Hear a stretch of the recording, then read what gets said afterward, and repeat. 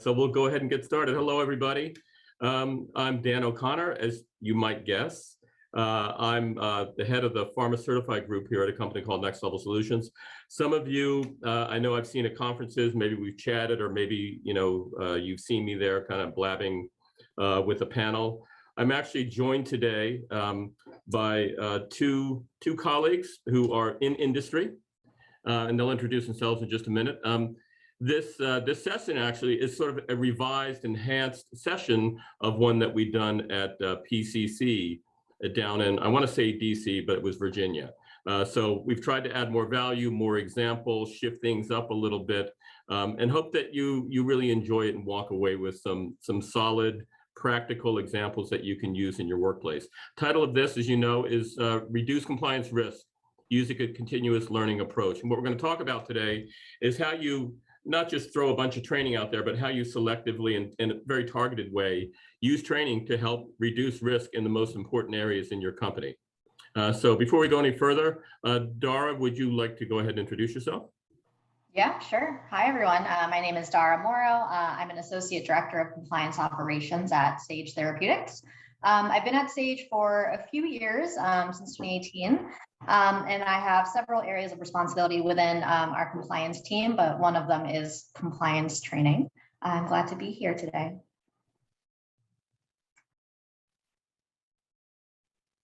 You're on mute, Jen. Oh, sorry, I said and Jen. I was clearing my throat. I didn't want people to have to hear that, so go ahead. Of course, thanks so much, Dan. Hi, everyone. I'm Jen Garon, Senior Manager of Global Compliance at Sarepta. I have over 15 years of experience working in legal and compliance functions at small biotechs, and it's a pleasure to be here today. And I've had the pleasure of working with both Jen and Dhara over the years. Great ladies, great compliance professionals, really kind of know what they're doing and in a very practical sort of way. So I think I want to kick things off just by kind of looking at compliance risk and look at compliance programs and then transition to training through the lens of our friends at the Department of Justice. And I'm 99% certain that all of you have seen the guidance that came out in June of 2020 from the DOJ. And this was directed at their prosecutors. So this is looking through the lens of what the DOJ is advising their prosecutors to look for when they're trying to evaluate a company's corporate compliance program, as you know, because you've read this. And the one thing that pops out is that they're essentially telling their prosecutors to make sure that the program is truly effective. And so it's a bit of an amorphous kind of term. So, what does that really mean? What is, truly effective? And, the way we like to boil it down is, well, at its simplest level, it's really about helping to, putting in place policies, programs, procedures that help to drive up and increase the good behaviors that you're getting from people, whoever those people happen to be, and to do as much as you can to eliminate the bad behaviors that are out there. Now, we look at this, in the group that I had here through the lens of training. And through the lens of training, there's a particular problem, and that problem is that people forget stuff. So if you're training them, right, and you've got just an amazing training program here on this side of this curve, the learning and forgetting curve, and you're doing all sorts of robust training to bring them up that curve, right? You're training them in all the basics, all the nuances that are required for, let's say, interacting with healthcare professionals. You're training them on all the nuances of running speaker programs and what's required there. Whatever it happens to be, you can do all the training in the world, but everybody knows that immediately what starts to happen afterwards is their retention, their recall of that information starts to drop off. And it drops off pretty dramatically to where 2 weeks after training, people have forgotten 80 to 90% of what was trained. And it's a big problem because from a risk perspective, there's really an inverse relationship, as you can imagine, between retention of information or recall of that information and your level of risk. So, on this side of things, right, when you're doing your training, well, your risk will naturally go down because people are understanding what they should and shouldn't be doing, and they're clear on it. But immediately after, if you're not doing anything to help them along the way and reinforce anything, your risk starts to rise back up. So you've got this sort of a ugly looking curve on the right side where your risk is going to rise. And it's just a fact. No matter how great your training is, people are bombarded every day. They're just trying to do their jobs, and they're going to forget things, and therefore they're going to make mistakes. In some cases, maybe they're making those mistakes to help themselves in their career. But by and large, we believe that people are making mistakes because they just forget, or they don't have time to kind of go and look things up. So, what we recommend is more of a holistic approach. And one way to think about that is through something that we call, to sound really fancy, the risk frequency framework. And it goes something like this. You have certain risk involved in any activity that somebody's doing. So let's say me talking to a doctor, right? And me detailing to the doctor, telling them about my product, fielding questions from them. There's a certain level of risk in that. It's going to be very different from me when I'm filling out my expense report, if I'm a sales rep. And that risk is going to range from low to high. At the same time, there's certain things that I'm doing every day, right? So therefore, there's some self-reinforcement that's happening there. And other things that I'm not doing as often. So there's a different frequency associated with each distinct activity that I'm doing kind of day to day, week to week, month to month as a sales rep. And so if you look at a person's role within a company, you could actually, if you really wanted to dig into the details, you could start to break down all the chunks of things that they do into some sort of a grid here that fits in with this risk versus frequency with which they're performing that activity, and start to map things out if you wanted to do that. You could do that small activity or larger activity. So calling on HCPs, well, generally that's higher risk, and hopefully generally that's going to be a more frequent activity. Setting up a speaker program, well, it's not as high risk, but the risk is still there and it's still real, but I'm doing that generally much less often than I'm talking to a doctor. So you could start to map things out in a way like this. And if you wanted to, you could kind of do this 4-box activity and figure out, okay, where in general are things falling? And this can start to become a framework by which you can make decisions on, where do I start to really invest my training dollars? Where do I start to invest my training time and effort? When we're working with clients, we like to think about training in kind of 3 levels. One of those is foundational training. That's kind of the basics, right? Get the basics down, make sure everybody understands the rules of the road, no matter what their particular function is in the company. The other is reinforcement, being able to provide them targeted reinforcement for those areas that in particular are higher risk. And then lastly, supporting them along the way with things like quick reference guides, or even an online support system, an app, your intranet, which I know many of you people have, where there's guidance, there's policies that people can access, and making those things easy for people to get to. And so, if you look at it through this framework, there are these 3 different kind of activities you can layer in. And you could layer them in something like this, where you could have your foundational training. You could have reinforcement activities that now start to flatten this curve. And you could also layer in performance support that's going to help them all along the way. So beginning back in foundational training, layering in performance support, quick reference guides to highlight the most important areas, the highest risk areas. And so, what you end up with, if we go back to this matrix again, you start to kind of think about your training in terms of, well, for the things that are, highest risk and that people are doing less frequency, you probably, on the whole, need to do more training. So higher levels of foundational training, higher levels of reinforcement, higher levels of performance support. For those areas that people are doing a lot, so it's a high frequency activity, but the risk is lower, well, you're probably going to do less foundational training, lower levels of reinforcement, and then lower levels of performance support because they're remembering it. They're doing it a lot, so they tend to remember it. And then, you kind of have the opposite extremes here, where you've got activities that are lower risk, but they're not doing them very often. Well, they need support, but it wouldn't make sense to do a whole lot of foundational training, roll out a 60-minute e-learning module that's going to cost you a lot. If they're just going to forget it anyway because they're not doing it very often. So here you're going to rely more on those things that they can access, like performance support materials. And then up in the upper right, because it is high risk, you do want to make sure you offer plenty of foundational training. And then in general, lower reinforcement because they're doing things often, but make it targeted. And then in general, you can also kind of lower the level of performance support. Again, it's going to be targeted. I'm not saying take it away altogether, but it's going to be more targeted. So the way we're going to organize things today, and Jen and Dhara are going to share a lot of examples with you of things that they've done, is according to these kind of 3 levels, starting with core training, which is really intended to provide foundational knowledge. And that's going to include stuff like e-learning modules, live training that you might be doing. Hate to say it, but reading signs is kind of a necessary evil. And so let's kind of transition into that. We'll start actually with Dhara. Hi, I apologize if there's any background noise. I'm getting furniture delivered right outside. So I'll start with our stage, yeah, okay. Our stage onboarding live training, and this is our material that you see here. So our onboarding process in general at Sage takes place over the course of around a month once the new hire joins.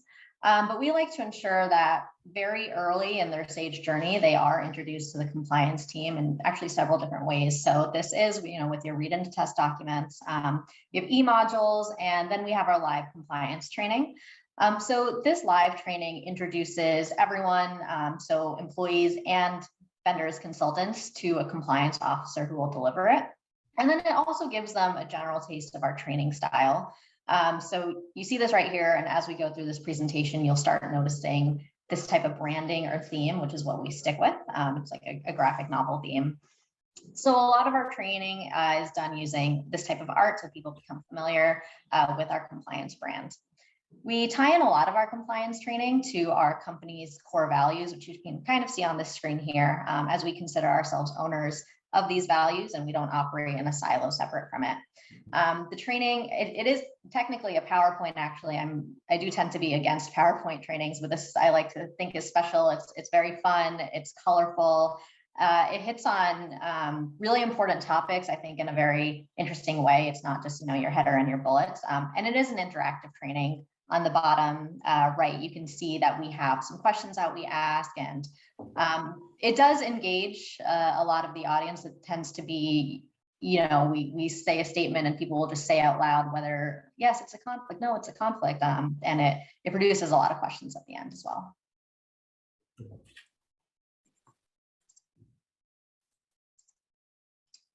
All right, just had a technical moment there. Okay, moving on to this, Dhara. Yeah, no worries. So this is a code of conduct training. Different company. I used to work at this company and helped create this training. So this is actually an e-module, but similar themes with the last one that we just saw. It's light, it's colorful, it's interactive. We had a few jokes or silly things inserted into it. And one of my favorite parts of this training is you can see it's a nautical theme here, which is also the theme of the company itself.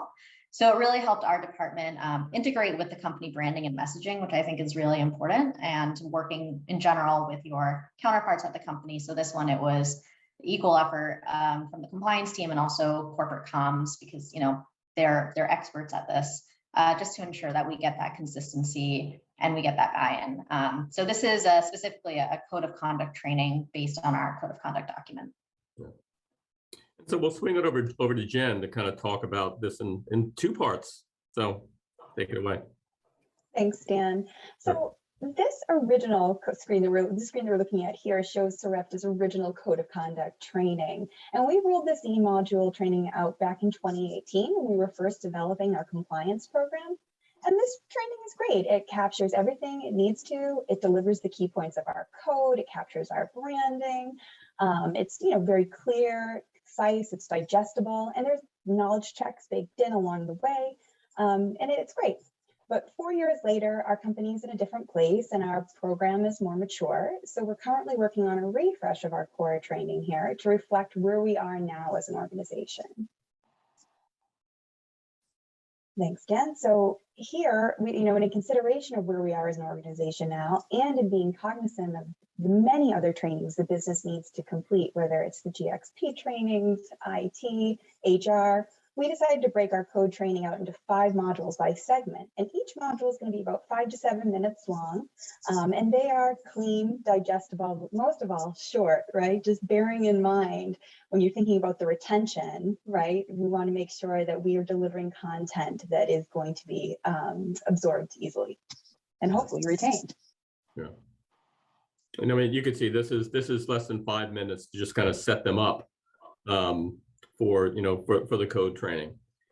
We've got a number of clients who have done some stuff all over the range in terms of any foundational training to put in place. So there's a bunch on this call, as a matter of fact. I'm seeing their names right now. So hello, everybody who's done that with us. If you'd like to talk with anybody who's on this call or get some ideas, feel free to reach out to anybody who's on this call. The other thing I just want to remind people is, I know it was on the slide at the beginning. If you have any questions you want to ask, you can put them in the chat box. We'll be monitoring that. And if you want to ask a question out loud, maybe it's a nuanced kind of question, right? Or a 2-part question. Or a 3-part question. You can feel free to just write in that chat box, I'd like to ask a question. And we'll notice that, and then we will unmute you, and then you can speak your question out loud if you'd like to do that. In any event, you can keep yourself anonymous in the way that you chat here if you'd like to do that. Okay, so we actually, how's that for timing? We actually have a question coming in right now, and the question is, how do you do your rollout in the LMS for the shorter modules all at once, or is it sent at different times? So I'll take that one first, I guess. So we are rolling them out at separate times, like once a month. Same here. We are very sensitive to what goes through the LMS because we're not the only function using it, and there's several other departments there. So we like to time it usually like every quarter. And then of course, during the new hire stage, they get a lot of stuff thrown at them at the same time, but it works because there's less of a workload there for them. And a follow-up to that is, what LMS platform, or probably to each of you, what platforms do your companies use? We use Workday Learn. Same. Great, I'll pause there for another 5 seconds. Oh, and there was a thanks with a smiley face. Okay, great. There's also the option of, and I'm not going to do many shameless plugs here, but you've also got the option of doing, foundational training that's off the shelf, which is something that we offer. So, your training doesn't have to be boring or time consuming in order to be effective. Okay, so we're going to move into reinforcement. Now, reinforcement, we're typically recommending that for areas that are of the higher risk and the lower frequency, or in some cases, just of higher risk, and maybe they're higher frequency. But again, this is targeted training. You don't want to do reinforcement on everything. You're trying to hit the most important areas, and you might do that with micro-learning modules. We have clients increasingly rolling out video. Short video modules, which in some cases are tracked, in some cases are just sitting there as reference on the intranet, or they're being pushed out. Workshops, games, even assessments as a way of reinforcing for people, as well as less kind of traditional push approaches like emails, putting stuff on your intranet, little banners, reminders. Back in the day, putting posters on the wall was a way to go. Not as relevant now, but you can put digital posters. So we're going to start here with, as a matter of fact, some video. So Jen, you want to speak to this? Sure, thanks, Jen. So these are phenomenal. These were, let me just start by saying, such a huge hit with the business because they're just 1 minute of their time, right? Messages that reinforce some key messages or training points. So I think we rolled these out for confidentiality. We covered data privacy, speak up, good communications, as you can see here. And what's nice about these is that they're engaging, they're relatable, and the tone can be light or even funny if the subject matter allows for it. So they were a big hit. We received a ton of great feedback from the business on these. And we've gotten comment from some folks about sort of a fear of using humor, and it's tricky. It is tricky, because we don't want you don't want compliance to seem as if it's a joke. And we've heard some people have tried out some really edgy, funny compliance videos, and they just don't resonate. So the trick is to kind of tread that line and be a bit more tongue-in-cheek funny, where you're not making fun of things, but you're kind of creating a platform for people to see a little bit of humor in the way it's presented. So you're not laughing at, you're kind of chuckling lightly with, but it really brings it to life. We do have another question that came in, and the question is, what medium do you use to roll out the compliance minutes? For example, email, an app, etc. Yeah, great question. No, those go out by email from our Corp Comms team. Okay. And can you talk about where you're hosting those? Because there's another question following up here. Are you tracking, to that same one, are you tracking the open rate? We are not tracking the open rate, but we also make those available on our SharePoint site, our intranet, on the compliance page. So people, not only do they see them when they come out, but then they can also, if they're on our page, which we direct them to frequently, they can also review them as many times as they like. Yeah. And we do know of companies who are able and are interested in tracking video through SharePoint. So there is that capability through SharePoint. I'm not familiar with all the intricacies of SharePoint, but I know you can look at how many people open, how many watched. There's actually an app within that where you can track that. It's like an internal YouTube, really. Yeah. Okay. Okay. Well, let's roll on here, and let's swing over to Dhara for a minute. Come on, advance. There we go. All right, so we approach the reinforcement bucket in quite a few ways. So this is the first one of my favorite compliance trainings ever. This was for a national launch meeting that we had a few years back, and we created a script, we hired some actors, and we actually shot live with Dan and the team in New Jersey to create a video that was probably around 10 minutes long. I always like to point out that's the back of my head in the top right image. Right there. My claim to fame. Starring Dhara Moro. Yes. You weren't Moro then, though. No, I wasn't. That was my old name. So this video was the day in the life of a sales rep, because we were showing this to our sales force at that time. And it was showing this rep, Holly, that we have facing certain compliance challenges, like just throughout her day, and how she overcame them using themes and lessons from our training. So it was really important to us to use real life situations by gaining input from our colleagues of things that might be like subtle challenges. I feel like sometimes in a lot of the trainings, there's something really extreme, like a doctor just asking for a bribe, like, with a straight face, which doesn't really happen that often, but there's more of these subtle moments that we've built in here. And we got a few examples and just showing, hey, you have everything you need in your toolbox from compliance trainings, from this training, and this is how you can apply it throughout your day by, while you're visiting offices. So it was really a really well-received training because it was relatable.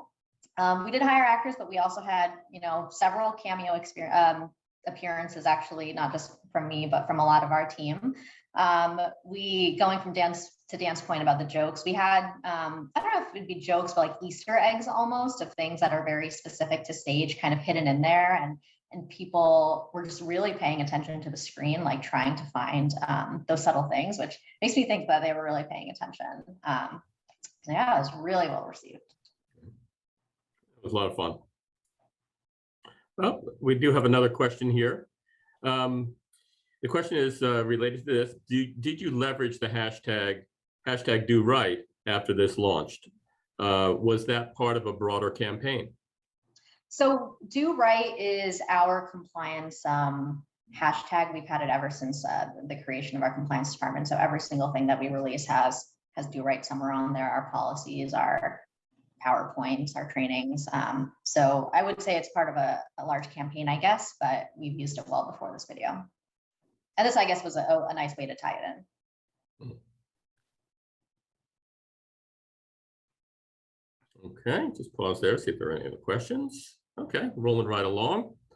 All right, so the next one is, so you'll notice here, this woman in the green shirt is actually a drawn version of the woman from the previous slide, Holly, that I mentioned.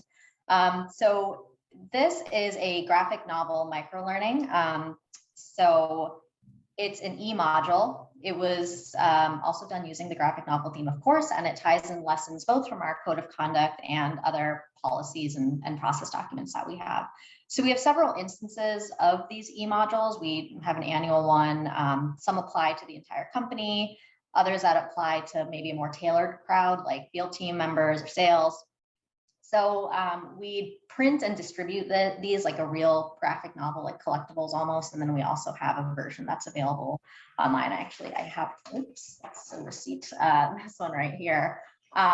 So very small. It's like you literally just read it like a book. It has really good material in here. Not, so you can probably see it. It's just, it reads like a comic book, and then we have resources in the back. So if you have them, like people display them on their desk, or you can quickly pull them to find a resource. We've heard salespeople just keep them like in their car and pull them out when needed. So very handy. So I'll just make, and I'll come back to your question in just a second. I do see one more question pop in. I'll make one more comment here. I think one of the smart things that Sage did and continues to do is think about, well, how do we leverage what we're doing in different ways? And, I think that's really important. Don't, just think about something as a one-time use, but, well, what else can we do with this? And so, when this piece was being put together, Sage knew they wanted to create a comic book out of it, as a handout. This is back, pre-COVID when everybody was in the office. So we made sure that the number of panels that were here lined up with the number that would fit within a comic book within the page spread, and within a certain number of pages that were even to allow it to fill the pages, so it wouldn't be awkward. So, Sage kind of gave a lot of more strategic thought, and still gives a lot of strategic thought about what they're doing. Okay, so we do have a question coming in here, and I think I will take the first part of this. So the first part of the question is, what software do you use for graphic novels? So in this case, we have a freelance illustrator. He's one of the few freelancers that we use, who his whole work life is around drawing cartoons and illustrations. He does a lot of graphic novel illustration. That's primarily what he does.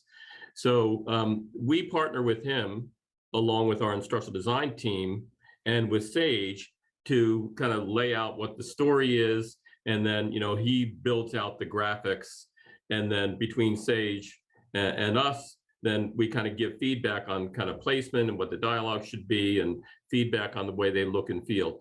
He's doing that in his own illustrating software. We then take that and we build it using Articulate Storyline. So this is Storyline. It may not look like your traditional Storyline, but it was built using Storyline. Interface is customized. You can see there's buttons down here just to play and pause. A lot of these, each scene by scene, they're kind of self-advancing, which I'm sure you can do within Storyline. You can have it self-advance after a period of time or after narration. In this case, there was no narration. There were sound effects and music. And it would narrate after what was a plausible time for people to read what was on the screen. So the next part of that question is, what platform do you deliver your graphic novels with? And I could probably answer that too, which is you deliver these through your LMS. Yeah, we do. LMSs. SCORM file. We just put it in. And then we printed these. We did desk drops pre-COVID. And I think we've been about 2 years now where we actually have not printed them, but we might this year and mail them out. We're still thinking about it. And we have a thanks for answering. So you're quite welcome. All right. So next one are these digital posters. So these go out to the entire company around once a month.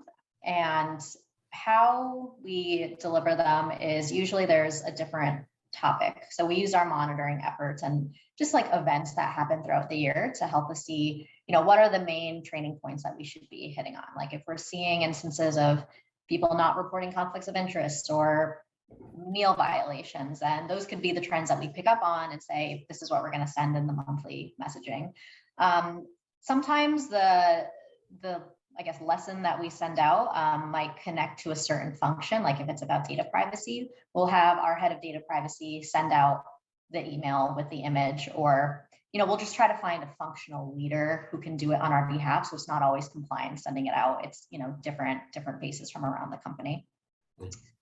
Sometimes the message doesn't have to do with compliance at all. So on the bottom right, it's my favorite one of these, where we had a positive readout from a study, waterfall, and we had this guy tattooing a waterfall on this woman's arm. So just kind of to show the solidarity of the compliance team with the rest of the company, and it was a very feel-good moment. Another cool thing about these is sometimes we'll draw in our employees. So we'll have like compliance raffles or prizes or something throughout the year, and the prize is you can be drawn into our training. So we'll just ask people for a few pictures, we'll send them to our illustrator, and then they're forever in Sage training history. Yeah. And the woman on the lower right is even getting "do right" tattooed on her arm. That says a lot. Yeah. Really like I have it on mine. You can't see it right now. Yeah, same. Okay, cool. All right. One more for you here, Dhara. Yep. So the next two slides are kind of combined.